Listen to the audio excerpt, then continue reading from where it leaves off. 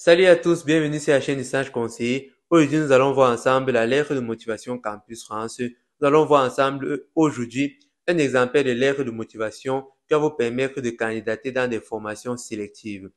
Bon, déjà, avant de commencer, je voudrais d'abord vous remercier parce que la vidéo sur le CV Campus France a déjà dépassé plus de 2000 vues. Mais bizarrement, je n'ai pas plus de 2000 likes. Il faut savoir que quand nous, les créateurs de contenu, nous produisons des vidéos, c'est pour vous apporter de la valeur, c'est pour que vous puissiez réussir dans vos projets. Et tout ce que nous demandons en retour, c'est tout simplement avoir des likes. Ça vous prend pas une seconde. On vous demande pas ici de l'argent, c'est tout simplement de liker nos vidéos pour que ça puisse nous encourager à produire, à vous apporter de la valeur. Bon, avant de commencer, j'aimerais déjà vous dire que je suis pas un expert en lettres de motivation, mais j'ai fait des recherches et me suis renseigné sur des personnes qui s'y connaissent.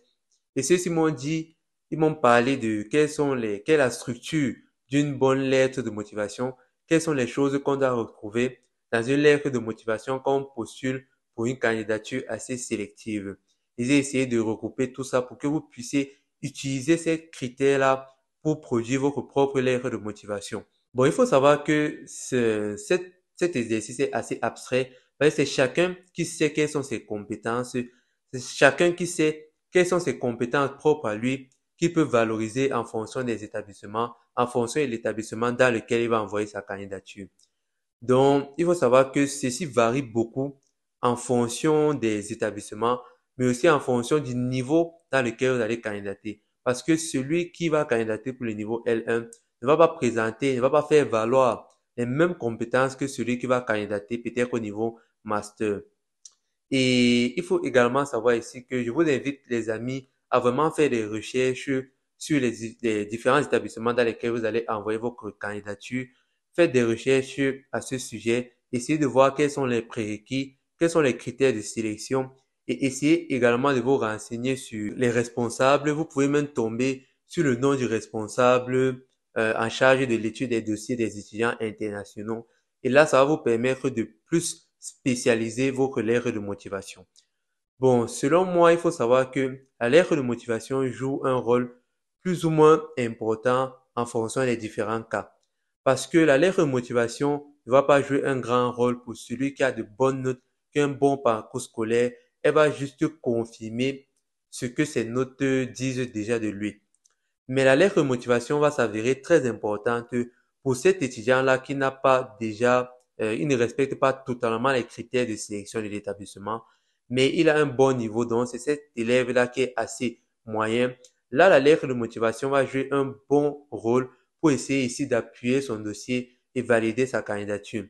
Mais il faut être clair, pour celui qui n'a pas de bonnes notes à l'école, qui a un mauvais parcours scolaire, rempli de critiques de professeurs, retard scolaire et tout ça, ça va être vraiment difficile d'admettre votre dossier parce que déjà au niveau des notes, ça ne reflète pas ce que votre lettre de motivation est en train de présenter. Donc, il faut être clair sur ça parce que la lettre de motivation est utilisée ici pour draguer, pour flatter, pour séduire l'établissement. Et si déjà vous ne respectez pas les critères de base, la lettre de motivation ne va pas changer grand-chose. Bon, directement pas sur mon ordinateur et on va voir ensemble cet exemplaire de lettre de motivation. Top!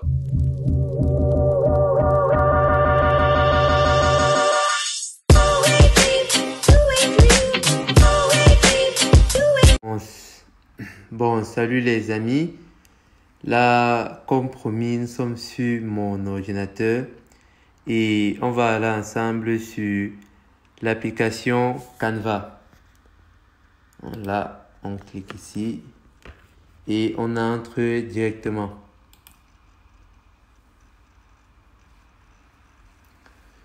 Bon, là, on va attendre que ça charge un peu. Là, c'est bon.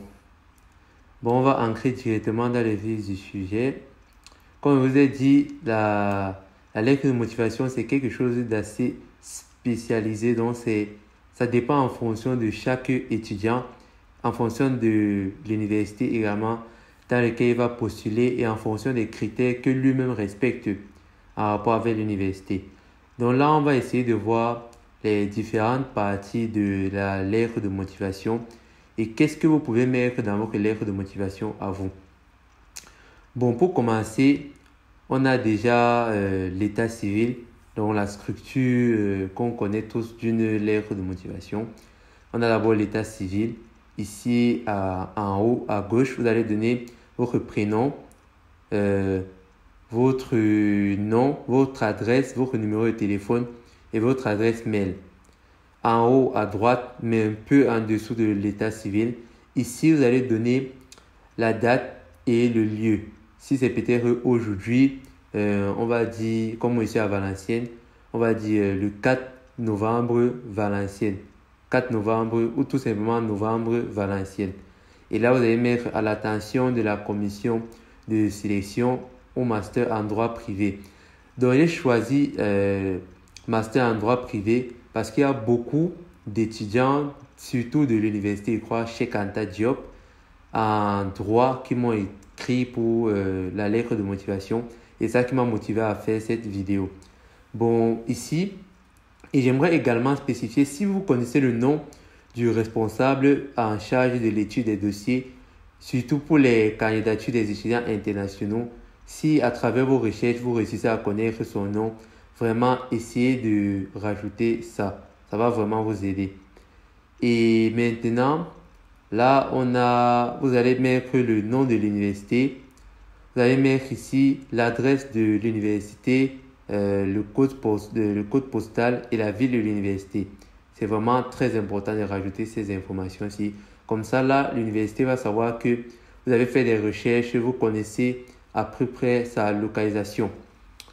Bon, on va descendre. Là, c'est un exemple type d'objet que vous pouvez utiliser. Vous pouvez le reformuler en fonction de vos objectifs. Là, j'ai mis candidature à la formation de master, ... Mais ça peut être candidature à la formation de licence en droit privé, par exemple. Donc là, c'est juste un exemple type d'objet que vous pouvez utiliser. Là, on a l'objet que j'ai pris comme exemple, candidature au master droit privé. Et là, maintenant, on entre dans la partie rédaction. On va zoomer juste un peu pour qu'on puisse voir ça ensemble et lire en détail. Bon, là, on a les traditionnels madame, monsieur, qu'on retrouve dans la majorité des lettres de motivation. Mais si vous connaissez le nom du responsable, monsieur Jean Dupont, je ne sais pas, Jean de la Fontaine, si vous connaissez son nom, vous le mettez, ça va vous rajouter des points en bonus. Bon, là, on a d'abord ce premier grand paragraphe-ci. Ici, c'est la présentation et l'explication. Quand je parle ici de présentation, c'est de vous présenter, faire une brève présentation de vous. D'autres personnes vont vous dire que c'est assez classique, mais certains examinateurs aiment bien ce qui est classique. Ils n'aiment pas trop l'originalité. Mais si vous voulez apporter l'originalité dans votre présentation, personne ne vous empêche de faire cela. Bon, ici, vous allez vous présenter dans le premier paragraphe, comme j'ai fait ici. Je me permets de vous adresser ma candidature pour intégrer le master en droit privé au sein de l'université, soit l'université de Marseille, soit l'université de Valenciennes, de Lyon, ça dépend de vous. Actuellement étudiant vous donnez la formation que vous êtes en train de suivre, soit en master droit privé, soit en master informatique, soit en licence 1 économie, ça dépend de vous, à l'université Cheikh Anta Diop ou à l'université de Yaoundé 2. Ça dépend également de vous. Vous voyez que c'est vraiment, ça dépend en fonction des profils, ça dépend en fonction des étudiants. Et là, vous allez mettre, je suis vivement intéressé par cette formation prestigieuse et exigeante.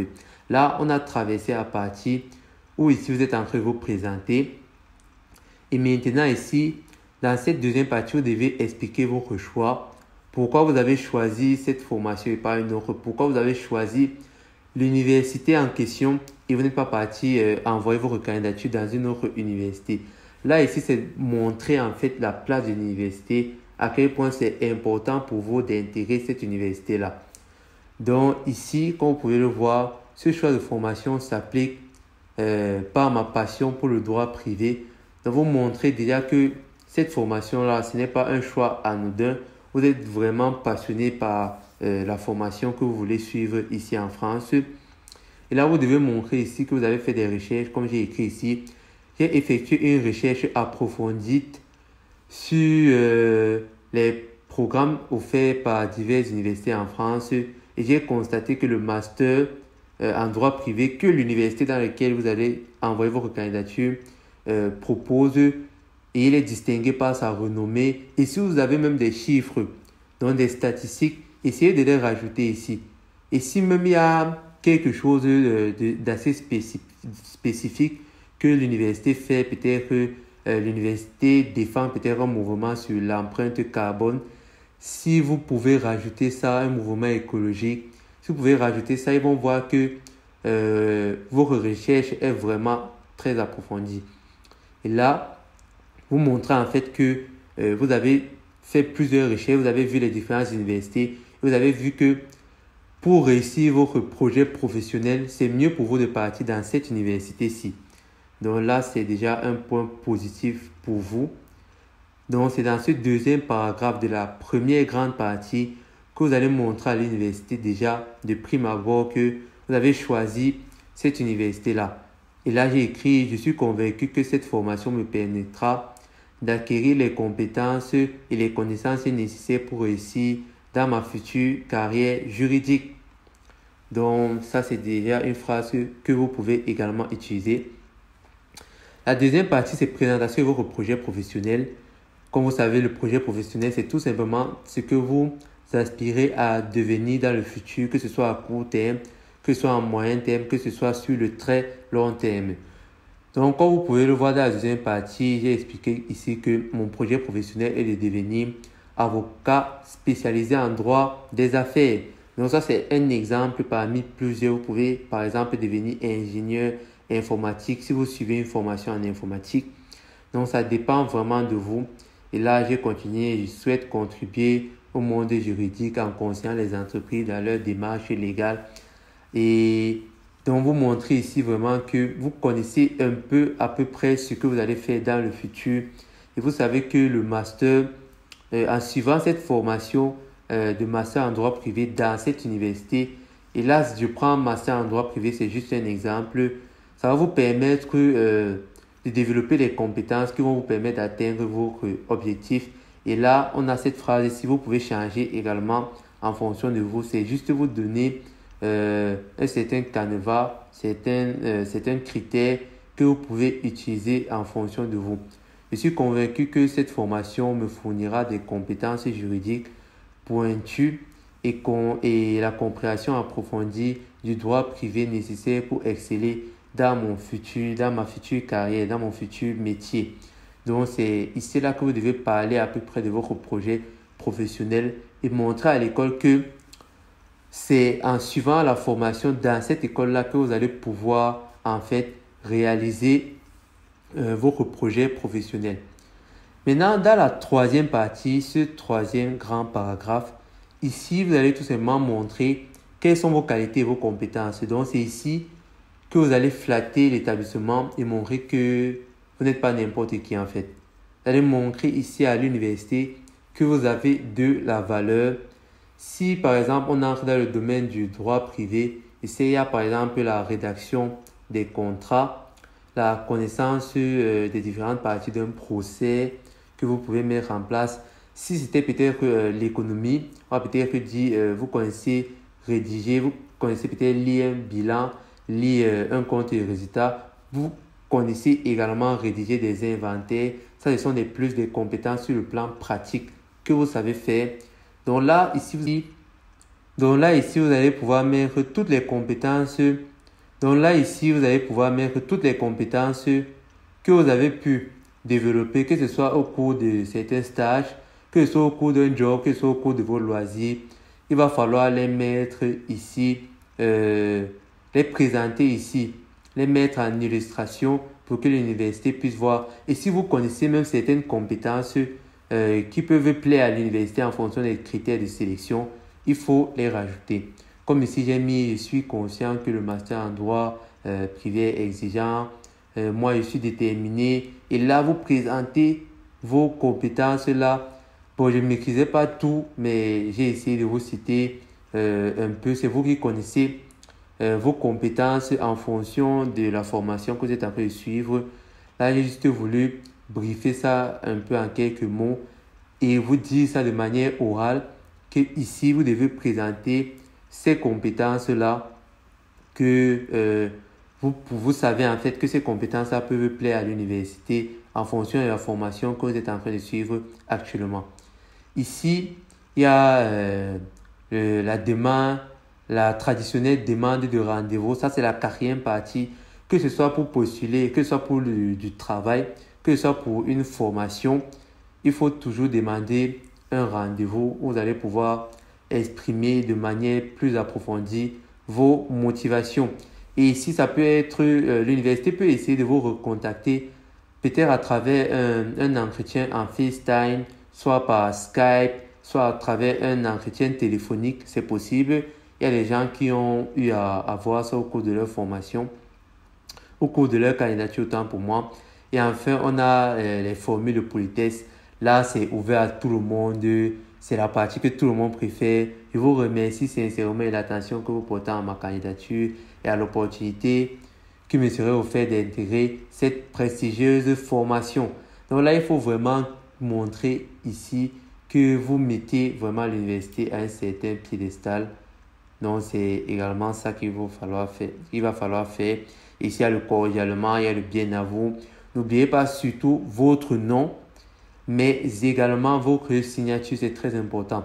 Bon, là, je vais essayer de supprimer les différentes parties ici pour que vous puissiez voir un peu à quoi ça ressemble sans les petits trucs bleus ici. On va essayer de supprimer tout ça. Comme ça, vous allez voir ici les différentes parties, comment c'est bien espacé. Il faut vraiment laisser l'espace et respecter vraiment l'alignement ici. Ça doit être carré ici, pas de criquet entre eux, ainsi de suite, ainsi de suite. Donc, essayez vraiment vos barres à respecter vraiment cet alignement. Si ça fait beau, c'est joli et ça donne envie à l'examinateur d'étudier votre dossier. Pour tous ceux qui auront besoin de cet exemplaire, vous pouvez m'écrire via mon Messenger Austin IB. Je peux répondre parfois en retard parce que parfois vos messages tombent dans la partie indésirable, je ne sais pas pourquoi. Et c'est en fouillant là-bas la nuit, quand il finit d'étudier, que j'ai réussi à revoir vos différents messages et vous envoyer ça. Et là, je pense que je peux même vous partager ce design. Comme ça, si vous avez... et ça, c'est plus même pour ceux qui sont en droit privé, en master droit privé. Comme ça, si vous avez Canva, vous pouvez directement modifier et l'utiliser tout simplement. Donc, si vous avez apprécié la vidéo, n'oubliez pas de me lâcher un pouce, ça fait toujours plaisir. Et by the way, don't forget to subscribe to my channel. Et surtout, rendez-vous la semaine prochaine pour une nouvelle vidéo. Prochaine, autant pour moi pour une nouvelle vidéo. Et God bless you. Ciao!